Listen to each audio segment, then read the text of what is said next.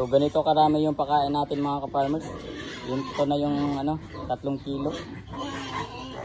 So halos mapuno na yung isang timba kasi dadagdagan pa natin ng tubig yan. Tapos ito naman yung sa mama feed natin. More on water lang kasi kunti lang yung pwede pakain sa kanya at pinabarakuha na natin si mama feed. So kalahating kilo lang bawat pakain natin. At hindi na natin pinapakain ng tanghalian. So ito yung sa ating mga biik. Ayan, kulang pa ng tubig to. Pag hinalo natin to, lalagyan pa kasi natin ng din to, molasses. So ayan, mga gutom na sila mga ka-farmers. Ito pa, higa-higa lang So ang dumi nila mga ka-farmers. So kailangan natin linisan muna dito bago natin sila pakainin. So okay mga ka-farmers, lilinisin na tayo. So tapos na tayo maglinis dito mga ka-farmers sa ating mama feed. Napaliguan na rin natin. Ayan, malinis na dito.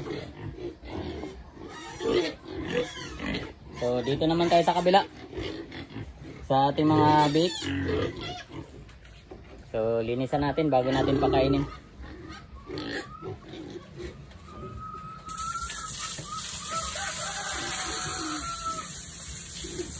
So ito yung kagandahan mga ka-farmers pag bukas yung drinker natin.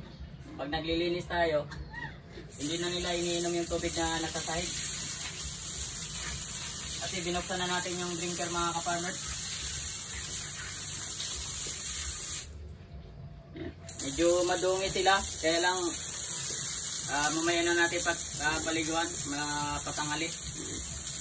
At malamig yung panahon ngayon, gawa ng amihan. So linisan lang muna natin bago natin pakainin. Mamayang patanghali, bago natin bibigyan ng tanghalian, saka natin papaliguan. So ngayon linis lang muna tayo dito.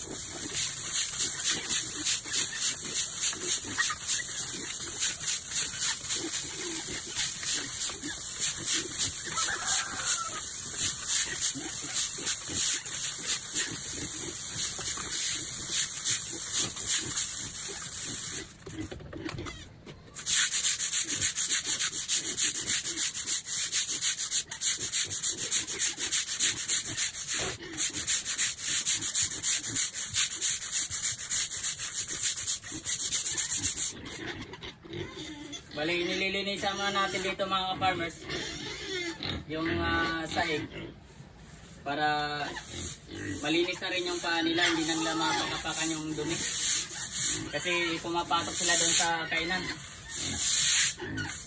Pag marumi tong sahig dito, pag palakad-lakad sila, so mapupunta rin yung dumi doon sa pagkain nila. Kaya inuuna natin maglinis dito bago natin i-linis yung final na linis yung kainan.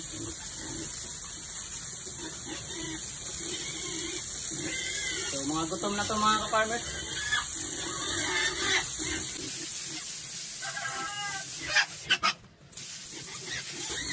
Tapos Tapos isprayan natin yung mga paa para matanggal yung mga dumi nasa sa paa.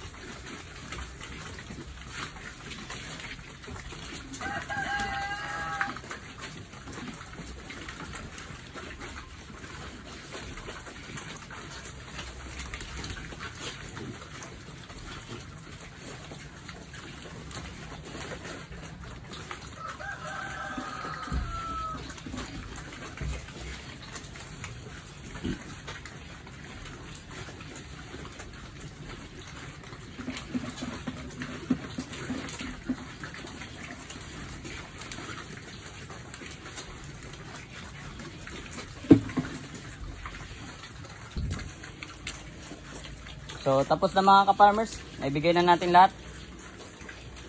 So ganun lang yung trabaho natin dito mga ka-farmers, paulit-ulit lang pero nakakatuwa kasi nakikita natin na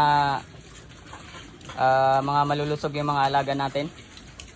So sobra nakaka-excite kahit pagod ka, hindi mo mararamdaman yun na ano, basta makita mo lang sila na ganito. Kasi pag nag-aalaga tayo mga ka-farmers, i-consider natin na isa na rin sila sa ating pamilya. Para tatratuin natin sila ng maayos.